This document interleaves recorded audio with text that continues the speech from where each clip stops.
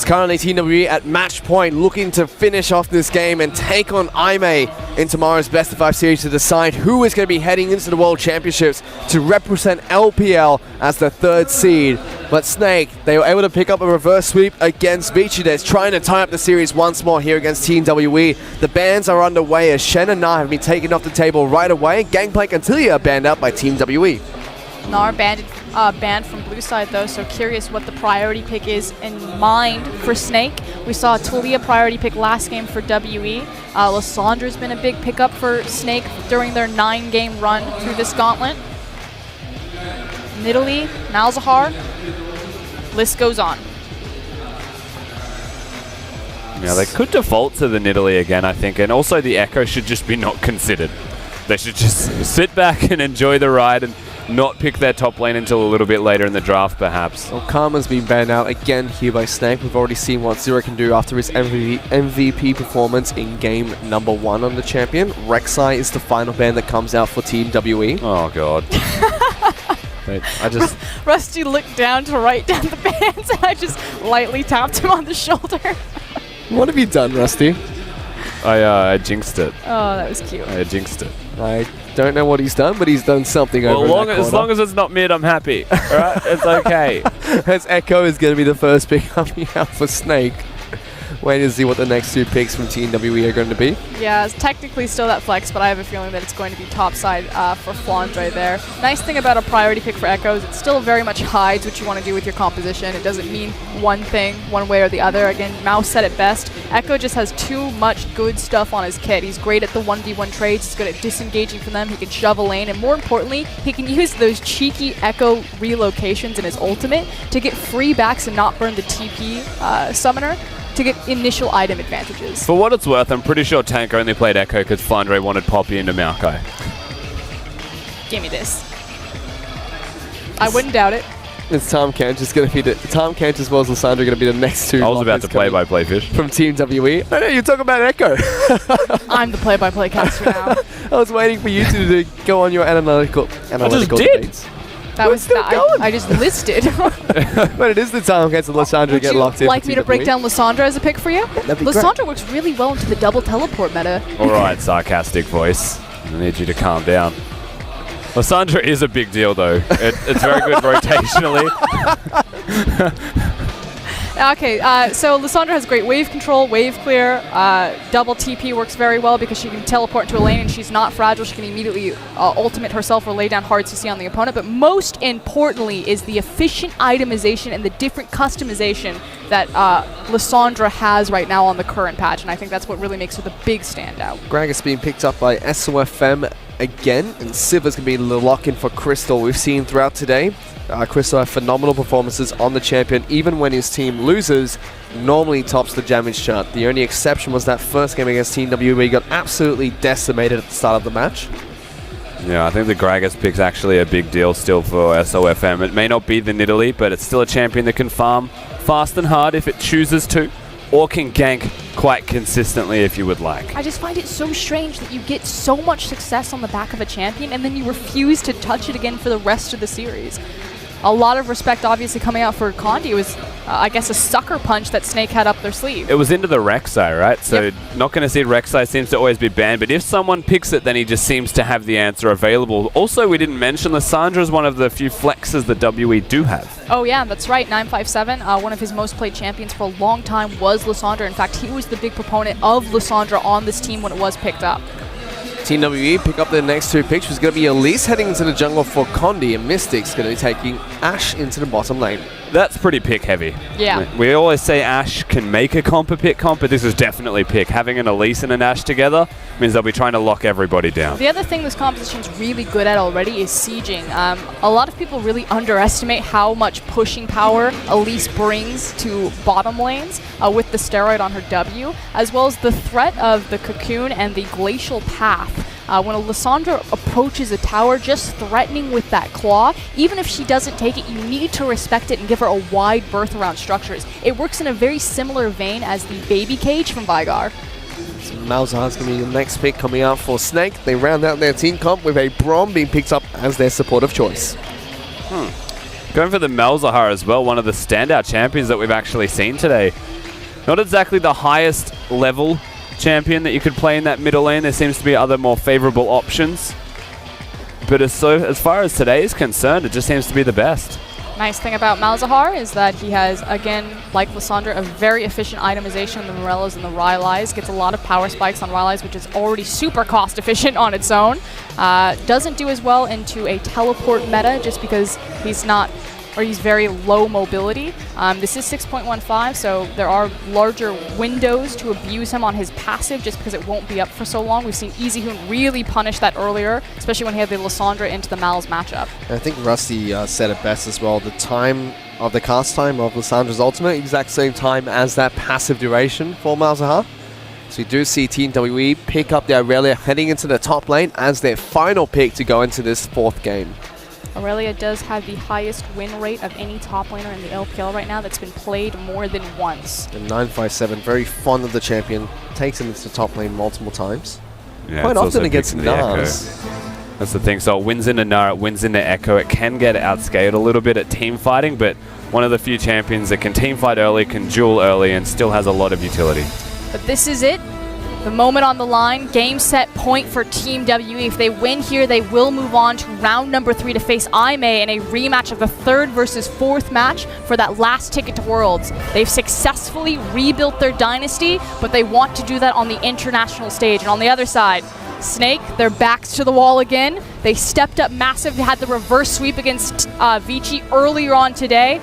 Don't know if they're going to run out of steam in game number 9 for them. When you take a look at Snake, yeah, exactly. 9 games. So you tell me any professional athlete going for 10 hours straight has to take a toll, but you take a look at the cameras right there. All smiles on the side of Snake. They are in good spirits, but I question if it's hysterics or if it's good spirits. They are 9 hours into playing League of Legends. I don't even do that on a Saturday. And if they want to take it all the way and continue their Cinderella story run, I'd be worried if you did on a Saturday. Usually casting the LPL during that day. I've played solo queue with you guys for a good 6 hours. It gets intense sometimes, but this is just a whole nother level.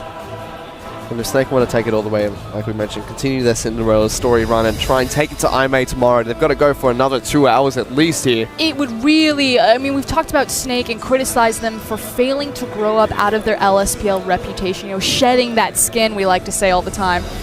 To step up here, I mean, Snake have certainly shown that they've grown quite a bit. They're a very flexible team, they're a very versatile team, and they're a very dangerous team when they're given the right weapons. Well, they made it all the way into the LPL playoffs, went to the quarterfinals, dropped their games there. This time round, they're going back to the Gauntlet tournament, trying to fight their way back into it. Now they're up against Team WE. They dropped their games to Aimee to get eliminated from the playoffs. It's now Team WE, the other team that make it into the semifinals that they have to go up against, and they've taken it to Game 4. It's currently 2-1 in Team WE's favor, and this is do or die for Snake. And it's happened for them once already tonight. Backs against the wall. Match point for the opposite team, and it's at this moment that Snake seem to step up and actually give it more than what you expect. And when they played against Vici earlier tonight, Game 4 was a comeback game for them. They were 6,000 to 7,000 gold behind the team, but they fought back and picked it up and found the reverse sweep. And let's see if they can take down Team WE in game number 4 as they head on to Summoner's Rift for the 4th match of this Best of 5 series.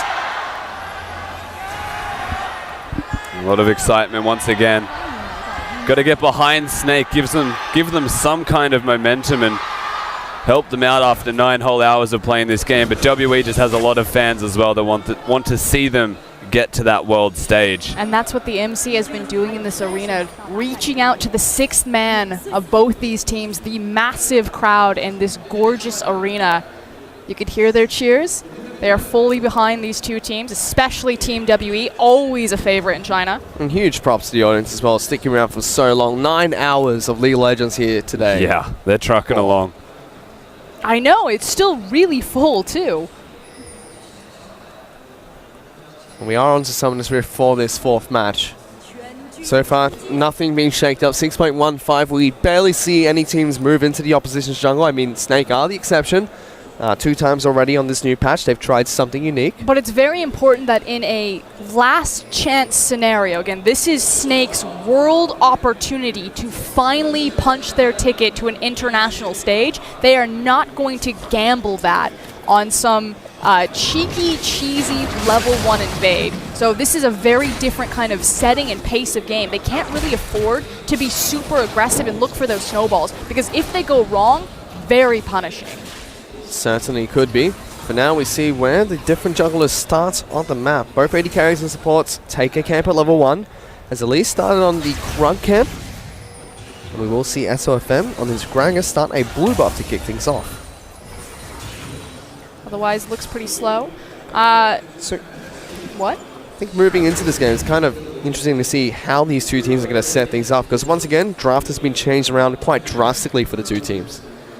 Yeah, looking at WE once again, we said they have a pick-heavy composition, but you have to look towards junglers at the early game stages to see where they're going to try and impact. And if you want to pick composition that involves the Ashe, then Condi should come down towards his bottom lane, try and get Mystic going. I actually think that he might want to look towards 957 for the first time forever. I completely agree with those sentiments. I was just about to bring it up. Yeah, you want to get involved with your Ashe because your pick synergy goes off with her, but you want to make sure that Aurelia gets the snowball over Echo. Now, naturally, Aurelia is always going to be Aurelia at about 150 CS when she gets that Trinity Force, but if you can get her there faster. That was really cute from Zero as well, that we just saw on our screens. Intentionally missed the tongue. Baits the spell shield out of Crystal and then hits the consecutive following tongue afterwards. Mystic even gets the volley shot off of that. No mana coming back for Crystals. SOFM, we're going to try and make a trip towards the mid lane. Malefic Vision's being placed down on towards Sierra. Just a little bit of damage over time coming out from the Malzahar. Was taking not exhaust, cleanse coming into this mid lane. Definitely respecting the fact that he's across from Ashe. There's nothing here, SOFM. Literally nothing. He's laughing. Oh, wow, he timed it. You are incredible. I was about to say, Rusty. He was laughing. He actually laughed. Probably at you. What a man. He does take down the Krugs, now moves towards the top side of the map, looking for 957. Forces the flash out of the Aurelia. Just another day in the office. Chuckles, grabs the Krug camp. Takes some minions away from He Flandre. legitimately chuckled. That is amazing. Burns a flash. Condi now about to find him. Hello, is in Fog of War. SOFM does not see this coming. Condi missed the wow. cocoon. Wow, the juke shoots from SOFM. Fantastic. Condi follows through with a repel of his own. Getting some good damage down. Tank is up here. Gets the silence on towards the Teleports spider. in. There is a teleport coming in. CS spots this out. We'll be able to get the claws down on towards him. There's a flash from SOFM. Forces one in return from Condi. But Sia, you're in a little bit of trouble, my friend. As Power Convergence not going to be able to clip him and get the stun down. But Flandre still going for it. Forces a flash out of Team WE's mid laner. So reminder, I said that Snake wouldn't look for very aggressive snowball maneuvers because they don't want to throw their world chance away on something that could bite them in the ass. That said, Team WE, they have the game advantage. They have the free space to work with, and they go for the aggressive play. Now it's their teleport that's coming in. Sia's coming back into this one. But Flandre picks up first blood. Tank's coming in, has no mana at all, but it's just going to auto-attack his way. Trying to see if he can take him down. 957 jumps in onto SOFM. Flandre is still going big, gets the double kill. 957 in a 2-on-1 here, but it's a very low health. Flandre has to be careful. And Tank and his little Voiling are just trucking along, throwing auto-attacks wherever they can. Really don't agree with Condi's decision there to try and make the pick. Sure, the cocoon connected, but if he just had a little bit more patience and reservation about himself, Chie does have the teleport, and somehow Tank is always there. Disaster. And unfortunately, it seems like we have a couple of technical difficulties here. And hopefully those can be resolved before we head back into this game. I identify with Zero's face right now. No, said it again, re-emphasize this point. A lot of teams, you see this all the time in best of 5 series, that when it comes to that final game, that final chance, you'll often draft really late game because both teams kind of expect to just sit back, scale, and not take any chances. Team WE, again, because they have that game lead, they can afford to be aggressive, but it bites them hard right there. As now Flandre is sitting on a ton of gold and a lot of advantage. So what can we expect moving forward now? Because especially from the side of Team WE, all the flashes on the top side of the map are down. And Snake, we've seen throughout this entire series, the side of the map they want to capitalize on is always on the top. I think we will continue to see exactly what we are from Snake. WE the ones that will have to change their strategy up. First and foremost, it's good to see Condi looking at the top half of the map at the very least. Mystic and Zero are self-sustaining. You can sleep on these two, they'll be a big deal in the late game. But at this stage, the biggest thing that I'm finding that separates these teams is that Flandre and Tank are collapsing on SOFM within a second of him finding somebody. I have no idea how they're getting there that fast. It's really impressive from both Tank and Flandre. Which is good to see, because a lot of criticism we had about Snake when they first brought SOFM onto his roster, and he first really got tested by top-tier junglers like Clearlove, like when he previously went up against Condi, was the fact that he just gets collapsed on by these opponent mid lane and top laners.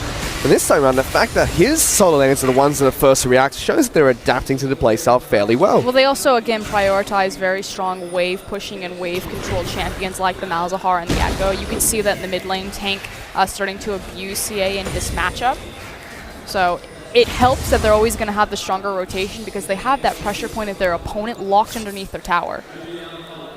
He is a man on a mission. He's actually waddling top lane at like meteoric speeds. He's like, I got to get this Krug, and then I got to get this guy. And there's a big minion wave that 9% tries to trim down. He's going to be able to juke a wow from a nice. taking a lot of damage. Not only does he avoid the gank, but he picks up every single piece of CS along his way. It is full health. Not a single piece of health is missing as an end result from that.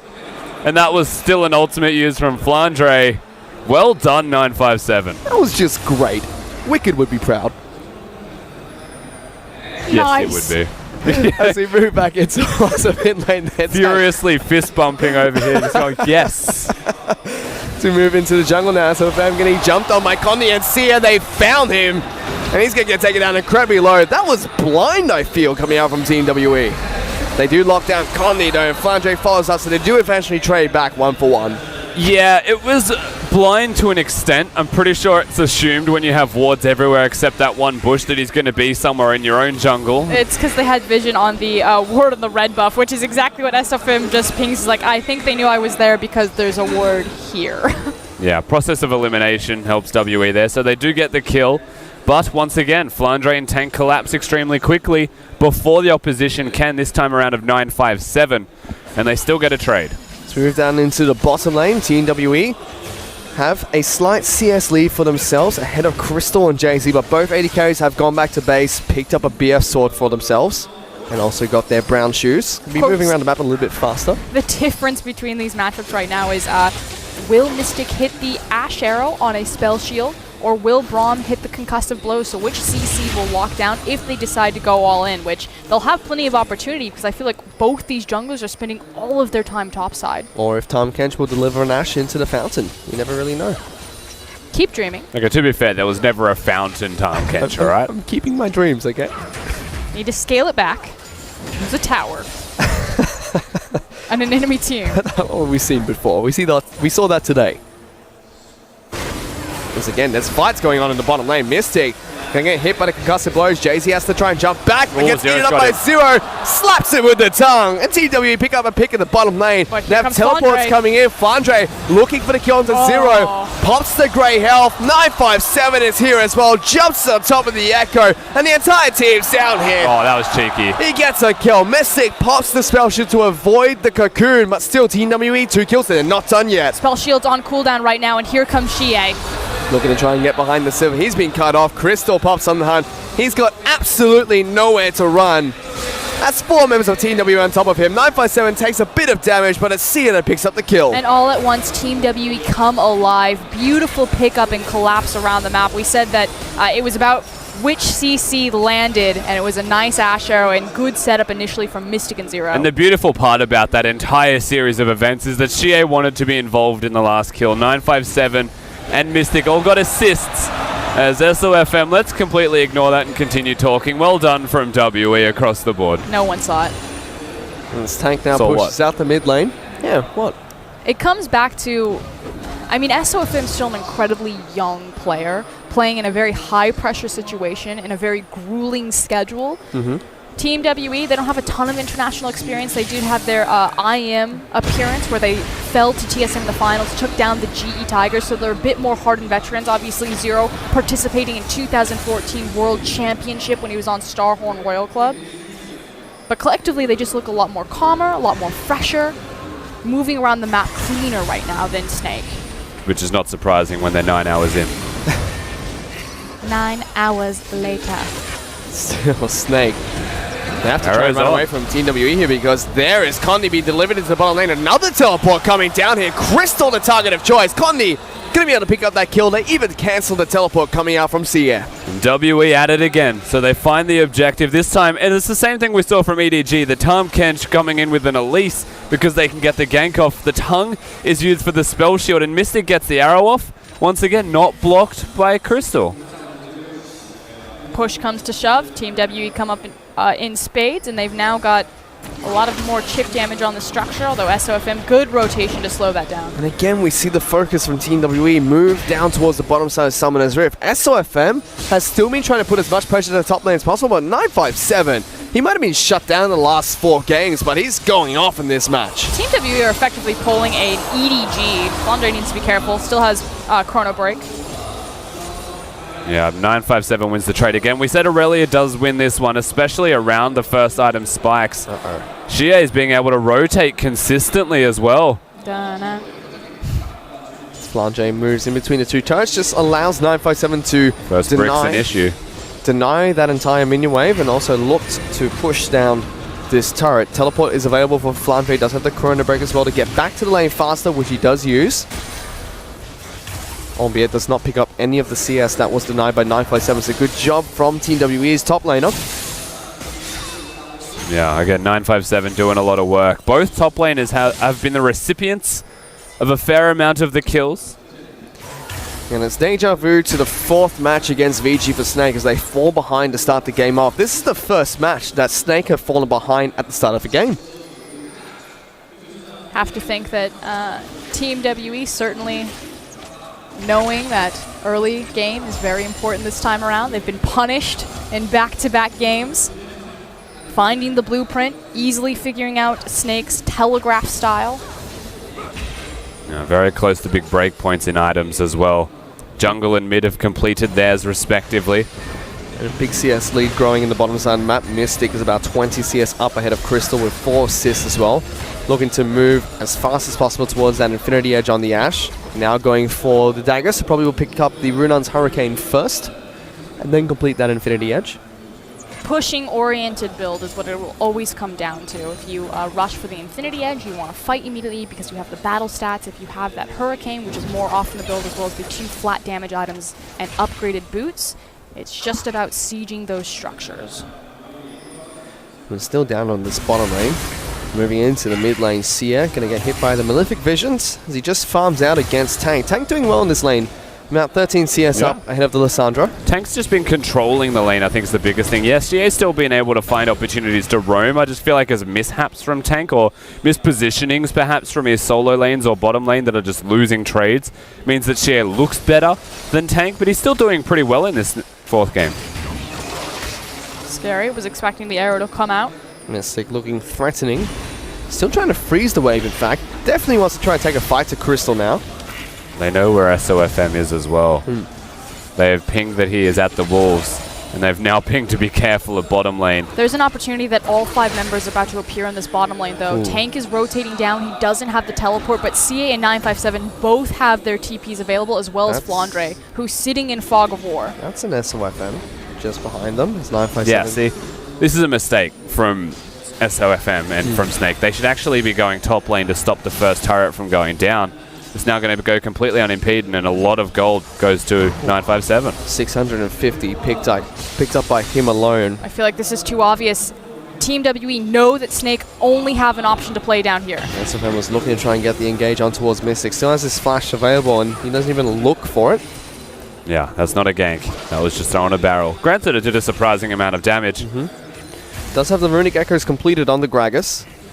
So And burst damage for him. The reason why he couldn't follow it up with anything is, again, knowing that that double teleport is up, seeing that Tank doesn't have any mana, and he doesn't have the inside track towards that bottom side, so not able to follow the rotation. So overall, Snake's jungler out of position, and Snake out of position for the last 2 minutes. And once again, the second time tonight that we've actually seen a Rift Herald look towards it all, simply because the top lane's starting to snowball, and a surprising amount of emphasis has been placed towards that.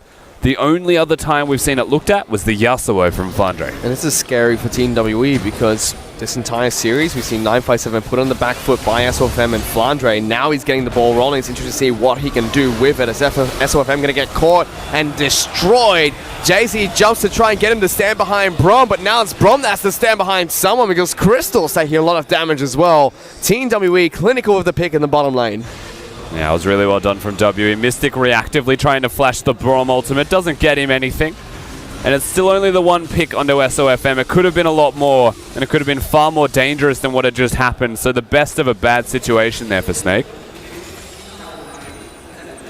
We're still down in that bottom lane. 7-3 in favor of Team WE. 4,000 gold up in this match. A single turret picked up. They haven't gone for the Cloud Dragon, which is the first dragon to spawn in this game. It doesn't feel like 7-3. It feels like a lot worse than just that. It actually feels like the gold lead is double what it already is. And 4,000 is a sizable amount, but there's just nothing that Snake are able to give at the moment. And maybe we get a different perception because we're in the arena, but it does feel like Snake are just kind of running out of steam. That they're right in front of the finish line and they're just tripping, you know, a bit slow to the rotation, a bit slow to reaction. Well, that's the punishing thing about the gauntlet as well. The lowest seed you are. This happens more often than it should. It's because they're trying to be too efficient with taking it down. He could have actually got it if he used the claw. See, he's trying to kite it so that he can walk back. Bet your Spiderlings get it. Nah, he cancelled for him. Nice guy, Condi. I make it a gauntlet where they have to decide. But like we were saying, you know, that's the punishing thing about the gauntlet. If you started at the lowest seed, it's a very troublesome task to try and fight your way out of it, where teams like Team WE and IMA have the advantage of playing over 2 different days and less amount of games. More time to prepare for their opponents as well. Do have a 3v3 situation now brewing into the bottom side. There is a big item advantage towards Mystic. He's got the Infinity Edge complete. Condi whiffs the cocoon. Was a good idea though. Yeah, and we did talk about how it looked like the build was going to be towards that Hurricane, that standard of sieging up towers, but instead changing it up, looking for the battle build. So Team WE want to fight, and they want to fight right now. And that can be shown with 957 picking up his Trinity Force. Protobell has been picked up by Sierra as well. Does have the QSS picked up too to try and stop Tank's ultimate. Yeah, unfortunately it's a Cloud Drake, so they're not desperately looking to fight for anything around it. Otherwise they may have already started to snowball a little bit more severely, but it comes down to the second and third consecutive turrets. So they look to continue sieging bottom. The Claw comes out trying to threat to them as Zero forced to flash away. Brom's ultimate being used as well. They trade ultimates for flash. Zero gets back out of there, gets back to safety. Still sieging this bottom lane. Mystic pushing as hard as he possibly can. And while all of these resources are tied up in the bot lane to just try to keep this tower standing, on the opposite side of the map, 957 is continuing to get a farther and farther advantage over Echo right now, 137 to 162. And again, Mystic, he's been in no kills this, he's been in 5 assists. He's got 5 assists this game. I tell you, Team WE's bottom lane is criminally underrated. They are so potent and powerful. At the same time, he's approaching 30 CS ahead of Crystal once more on this Ashe. No dominant level 1 team fight, but still slowly but surely he's been getting incremental advantages in this bottom lane. Yeah. And watch as Condi takes away his own red buff now, continues to farm up the rest of his jungle. Back into the mid lane, Tank and Sia just farming back and forth. Tank still holding on to that 20 CS lead he picked up earlier on Malzahar. There's one thing you can trust, it's that WE are okay with going towards the later stages of the game. If they have a lead, then it's all the better for them. And they've proved that time and time again. They've either fought their way back against Snake to pick up the win approaching 30 minutes or held on to a fantastic gold lead and closing it out around the 30-minute mark. They're just so good at recognizing when and where they're strong and how to execute on that. It goes back to their ability to find strong 5v5s. When we say that they're a good 5v5 team, it doesn't just mean, you know, running at each other, smashing their faces in, and everyone dies. Looking at you, newbie. It's their target selection choice. And that goes back to 957 and Zero in particular. All of the members of Team W are great at it, but those two facilitators, they'll always hit the key CC at the right time, save the exhaust, hold the displacement abilities. They certainly do, and they love to do that in the late game where they really shine. And so we're running a pick composition here from WE where they're actually ahead, and so you'd expect more from their pick comp. But as a 5v5, you have to look towards how they actually get these engages off. And one thing that she has done that not every Lissandra has been doing, but Tank's the other one that has. Early QSS means that you can go in, you can get the Malzahar ultimate onto you, QSS and ult yourself. That starts the fight. Pick is very easy when they're standing still, throwing a Malzahar ultimate off. We do see the Cloud Dragon finally falls. Team WE picked that one up for themselves. And So far, 21 minutes into the game when they get that first Elemental Dragon. it's so classic Team WE to just continue to elongate the lane phase. You know, it's this idea that, you know, Snake, if you don't want to try to pressure us or force us to do anything, we're fine just to have this gentleman's agreement to trade farm. We're already ahead and we're already beating you, and it's only going to get worse. So on the bottom side of the map, Mystic and Zero being very aggressive, looking for this Oh, turret. Arrow hit. lands on towards Crystal. Wow. Cocoon even threads the needle to lock him down even more. Ultimate being used by Jay-Z, but now that they're turning around the pressure, the turret still stands. Zero still Zero's taking dead. this one up. Tank will lock it down with the ultimate. SFM body slams in for an Now assist. Mystic's in trouble. He's looking to try and jump on top of the Ash. Here comes Flandre. Teleports coming in for 957 as well. Mystic forced to flash away. Oh. Alley-oop from SOFM as he dunks Mystic from downtown, picking up the kill. Flandre still looking to jump in for this team fight. Throws down the power conversions, but Snake, they pick up 2 kills. Big mistake from Team WE. Zero way too far forward. They tried to turn on the tower, but didn't respect the damage reduction by not having the CS. Look, all of those things connected, and somehow the arrow hit, somehow the cocoon hit, but it didn't make it a good idea. It's the unfortunate thing to consider here for Team WE is, yeah, let's say the tides have turned a little bit. Still a sizable advantage to be seen by our red team. And Snake still looking to continue pushing through the mid lane. They're about 4,000 gold behind Team WE, but 2 big picks might be what they need to put themselves back into this game, but still got a long ways to go.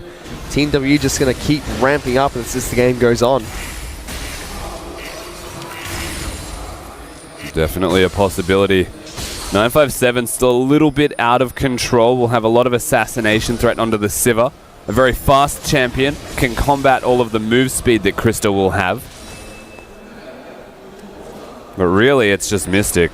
That guy's doing a lot of damage with his item spikes. He's got his Infinity Edge picked up, now has that Runan's Hurricane. At the same time, we see Team WE take down that bottom lane outer turret. Mystic on his own, pushing down the mid lane outer turret as well.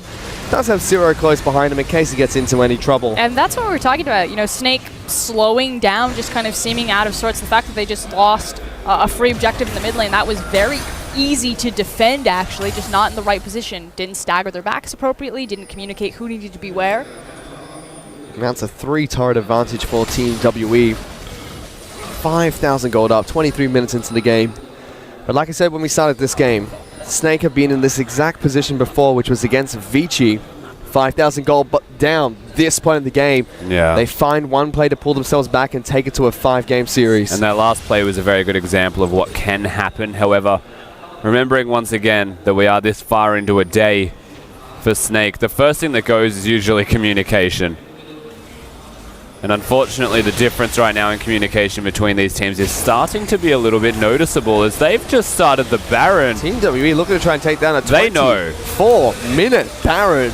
Tank knows. Got it down to half its health. The rest of Snake only now moving towards the pit. This is going down. Team WE pick up a Baron and Snake just watches it falls. Now jumping onto Westwood FM. They obliterate Snake's jungler. They get a pick and a Baron. They are dropping towers for free. They just dropped a an epic monster for free. Team WE now fully in the driver's seat. They wanted to start sieging up. Mystic's been unlocked from his lane. Doesn't have the arrow up, but will soon. And they continue to siege. Flandre in trouble, gonna get jumped at the same time. 947's being caught out. Snake pull a kill back for their team. The top laner has been taken down. The rest of Team WE still sieging the mid lane turret. Flandre goes in, pops the ultimate to get back to safety. Now Snake looking for that wants the fight. Jay-Z trying to get into the front lines, going to be able to eat up the Good Cocoon, stun. but that's a big stun coming out from Flandre. They take down one. Sia's the next target. Snake fight back and get 3 big picks off of a Baron buff Team WE. It just keeps happening. Snake find the rabbit out of the hat, and they still get these big team fights. That's a Baron up WE, and it's not going to be enough. Flandre, big stun, big plays. Then 957 caught out of position to start it all off. They're pushing through, trying to get the next turret, but take a look at this fight, guys. And again, it's all eyes on Flandre to start this team fight up. Hit the correct CC and split Team WE apart. So you've got 2 on the top side, you have 2 off on the side, but those are the 2 carries. Xie and Mystic are just at Flandre's mercy, and with the 2 big damage dealers done, Snake get to run through the back of that fight. Fakes it as well, makes it look like he's going to continue charging towards Condi and Zero, which were the targets for the rest of his team. Jumps back in, stuns up the 2 main carries, like you said. And on top of that, Snake, they take down 2 turrets, but I can see the damage dealt during that fight. SOFM, nothing, because he was taken down at the start of that Baron attempt. And Team WE, they just couldn't get the damage dealt by 957 as well as Mystic. GA did the most damage, and he had no ultimate available because it was used to take out SOFM. Mystic just did nothing. It's really unfortunate once again, but they split themselves. Zero needs to be with the carries to save them from the Echo. Snake with 5,000 gold to start off the Baron buff that came out from Team WE, and now they're only 3,000 gold behind, trying to pull it back as wherever they possibly can. 8 to 8 and kills, 2 turrets to 3. Even the structures are starting to fall back in Snake's favor. The crazy thing is, the last 2 team fights have actually still favored Snake. WE are playing the map better, but Snake are playing the fights better. And again, that's not what we really expect. Flandre is okay. But usually it's Team WE that really thrive in these big 5v5s. We're not at the 35-minute mark. We keep saying this, but they're still definitely ahead of the clock, have their core items, so they want to start popping off. Team WE still have the Baron buff available. Tank was up on the top side of the map. No teleport for the Malzahar to match Siez on Lissandra. Double QSS being picked up by Team WE now as 957 gets his own. But it's the map that they're playing here, WE. So they want the Drake. They pressure into the bottom turret, but they have the vision already established around the Drake area. This should be taken completely uncontested. And another good step, but that gold lead still gets closer and closer to nothing. Exactly right. Team WE will be able to pick up the Earth Dragon for themselves. Their Baron buff is going to expire shortly. Not going to be able to make the full use of that. Only taking down a couple of outer turrets for their troubles. Yeah. The Mountain Drake means that the next Baron will go down quicker. Means that they'll be able to take down structures also a little bit faster. Even the Elder Dragon will fall quicker. I'd say it's almost the most important dragon right now for this point in the game. We've already seen such a predisposition for Baron obsession from all of the LPL teams today. And the next, I should say, final elemental dragon to spawn on this match is going to be the Cloud Dragon. Help them with those rotations even more. Yeah, it'll be worth it for WE to pick that one up. I don't really think there's too much value behind it for Snake unless it's a freebie. 957 now back up on the top side of the map, still split pushing. Does have his teleport available. Flash is coming back up shortly too. Did go for the Spirit Precision, going for more tanky items next, and still has the Glimmer of the Void buff. So what Team WE want to do right now is they want to move in, place down their triangle vision on the blue side jungle for Snake, and they want to start creating a pressure point between the mid and the top lane. So the most important objective on the map right now is going to be that outer, mid, and top tower. But they do have this option where they can either look for a pick when Snake cheat through their triangle vision in this jungle, or they can try to continue to 1-3-1 with Lissandra on the bottom side, although she's sitting back in Fog of War looking for the team. Yeah, I mean, she wants to teleport in, definitely. Can still go bottom. They should ideally actually just play this one slow. They can't get the turret in one push. Have CA actually start the bottom wave to be a slow push before they try and make a play, and just abandon the bottom lane so that it stacks up minions. But showing a lot of respect, weirdly enough, is the Lissandra, perhaps wanting somebody to reveal themselves bottom because he doesn't have vision deep enough, so he has to make a lot of blind assumptions until now as Snake reveal themselves. I think shows across the board how much respect WE are giving to Snake. I mean, Seiya is no pushover right now. He's got his proto belt, his pistol, his hourglass. He's massive. And the fact that he's still so hesitant and so timid to step forward. But there's that building slow push, and Flandre will respond to it. It's very deceptively tanky. Lissandra has 2 ways to keep himself invulnerable for a amount of time.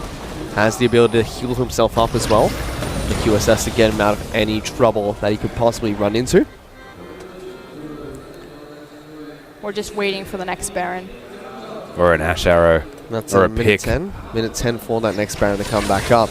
Mystics picked up a more Mortius, so not opting to go for that QSS. Does have the Tahm Kench to save him from the ultimate. Yeah, that's exactly what it is, though. Has the Tahm Kench, and he's more worried about Flandre and doing that base magic damage on top of what tank can provide. Moribel Mortius makes sense on the assumption that Zero's there to save him. And it's also nice that Ashe can itemize defensively so early into her build because she does have damage riddled to the composition of the Aurelia in the top lane. The Proto Belt Elise, using that for the escape there, but Ashe is not the sole damage contributor here. Oh no, that was a flash. Yeah, flash coming out from Condi as well. He was a scared man. Oh, I saw it on cooldown. That visual spectator bug. Damn you! It's still very quiet at this point in the match. 20 seconds till that Baron comes back up and online. Flandre is split pushing on the bottom side of Summoner's Rift. 957 moving out of base. Moving down to match him. Has picked up his Guardian Angel on the Aurelia. Going to be a very tough champion to deal with in the back lines of Snake. I'm crazy. It's like 10 hours in, it's a Banshee Veil. I didn't want to say it. I'm just like, it's 10 hours. Yeah, there, it's okay, Frosty. Let you work it out yourself. 11 hours later, still here. So this gold lead is shrinking. It's now closer to 2,000 than it was 3,000 gold. Gonna sound like Rocky by the end of tonight. Keep going. Just keep swimming. Just keep swimming, swimming. No. Here we go. SFM knocks off the Banshee Veil from Condi. Doesn't find the pick he would like to get for his team. Baron is back up and online. Cloud Dragon spawns in a minute 40. Snake doing a good job of being proactive and making sure they have good vision around this Baron buff, not allowing Team WE to sneak another one like they did previously. Yeah, as a matter of priority, naturally the Baron is of a higher order than that of the Cloud Drake. The following Drake afterwards still being an Elder, I would say Baron is far more valuable even in the context of this particular game. There's nothing really to get from the Elder Drake in comparison. And WE should be putting all of their emphasis towards that. Running the pit composition means they're getting vision control is the first most important part. Once they have that control of vision, they can hit the Elise Cocoon, hit the Ash Arrow, and set themselves up for a team fight where someone dies before it starts, and then they win the fight. Landry and 957 still duking out in the bottom lane. 957 getting the better of the trade. Still has the Glimmer of the Void buff from Rift Herald. All Flandre really wants is to clear out this wave, but the lower that 957 can chip him down, the less health Flandre has to teleport into a fight. He's competing against a GA, he's competing against a level discrepancy, 17 to 16. I mean, Flandre will slowly lose that. So Team WE, they can really play this multiple ways, and one of them is just be patient. In fact, Flandre just used his ultimate to get back into the bottom lane.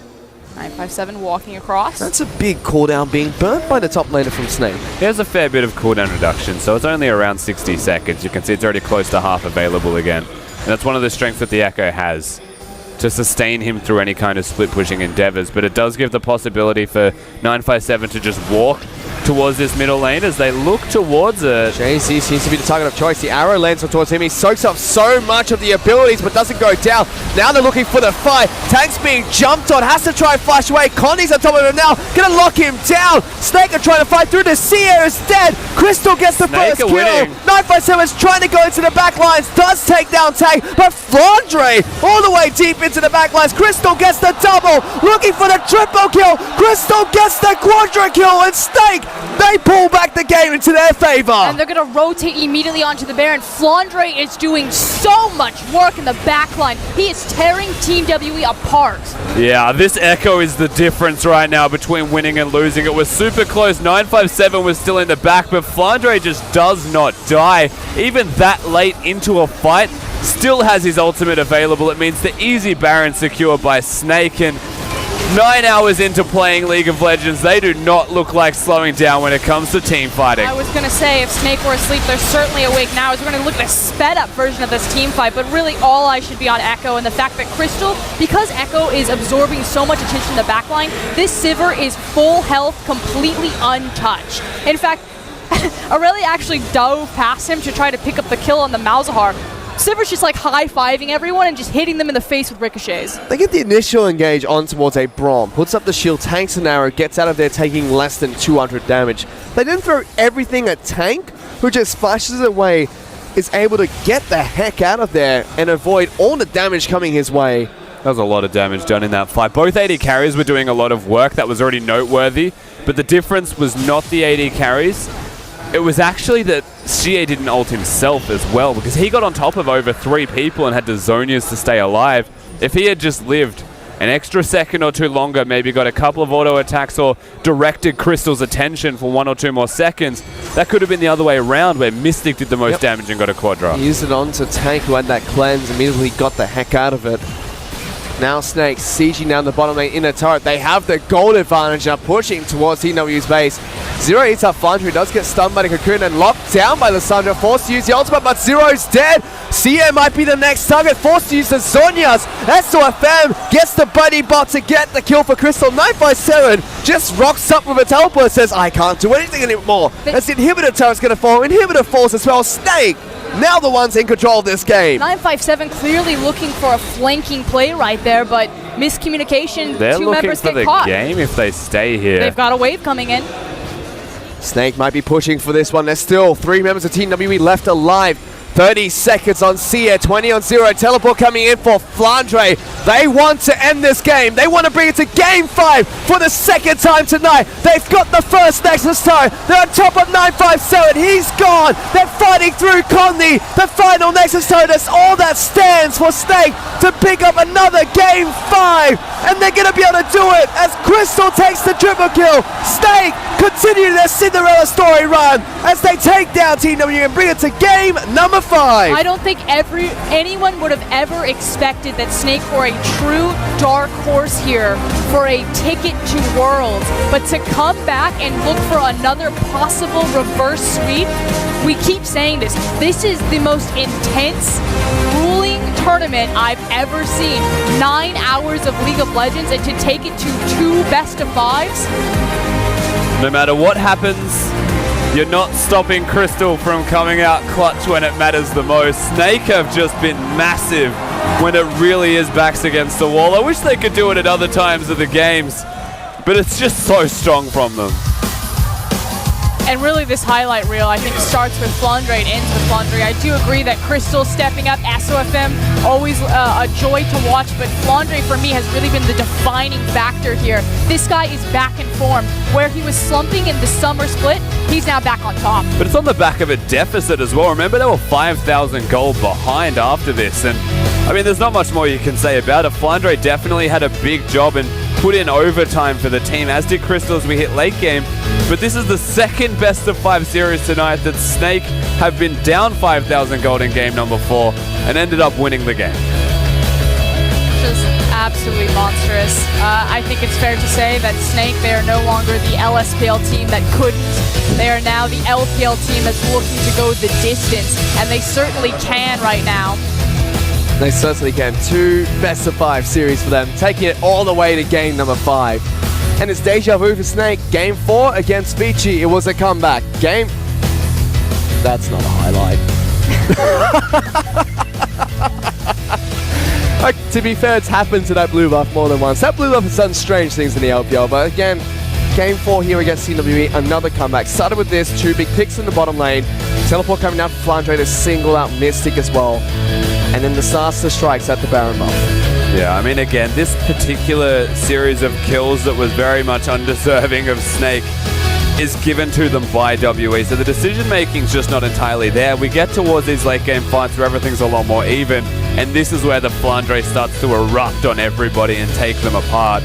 Very well done from the top laner of Snake. You're seeing it again here. For a team to have so much confidence, though, to outmaneuver WE on a battlefield, props and hats off to Snake. They were not a strong team fighting team. They've said it themselves. That's the reason why they were so good at lane swaps, is they were trying to compensate for their inability to fight, and they've certainly turned that around and stepped up huge when it mattered. They certainly have, and it has mattered both times they've taken the game 4. Take a look at the damage dealt. Again, Crystal topping the charts. It seems like the trend for tonight. Every game he's got his hand on Sivir. He's been able to do justice, win or lose for Snake. Well, he's really the primary benefactor to a lot of work that SOFM and Flandre are creating for him. If SOFM gets MVP, I will actually just like throw the poro at the camera.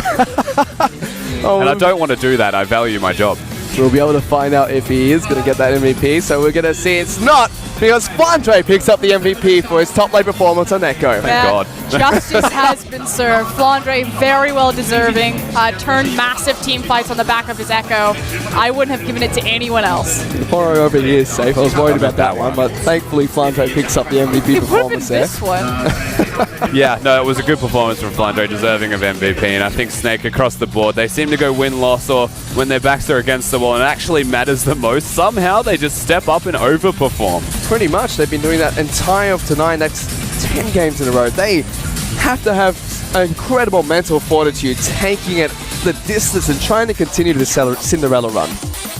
Yeah, there's not much more you could say. This is a Cinderella run to end all Cinderella runs. They're now going to the maximum amount of games they can possibly play. It certainly can, and now they're going to be heading into Game 5 shortly, but still, that match, if we take a look at how it went, it was a very dominant match to start off from Team WE. They were able to pick up lots of gold lead here against Snake. You right? Yeah. So, trying to talk to you guys, but it's like 4 different people talking to me in my ears. So, unfortunately, the final game that's going to be taking place between Team WE as well as Snake is going to be postponed for a short amount of time, as it's been that long that the stadium actually has to close here in Guangzhou, so the audience has to leave the arena before we can continue with the final match. That's how long of a day it's been. But we're still here. We're still going to be here. Lights are still on us, and we're still going to be able to bring you guys that 5th and final game. That's going to be taking place between Team WE as well as Snake. Snake continuing their Cinderella run, see if they can go the distance, where Team WE trying to keep their dreams. We'll find out which one's going to tell true as we come back from a break in just a bit.